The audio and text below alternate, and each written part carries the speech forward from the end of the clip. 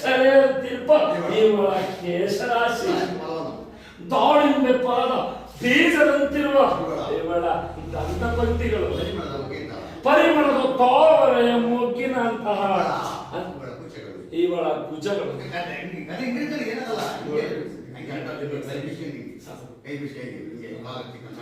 ದಟ್ಟವಾದ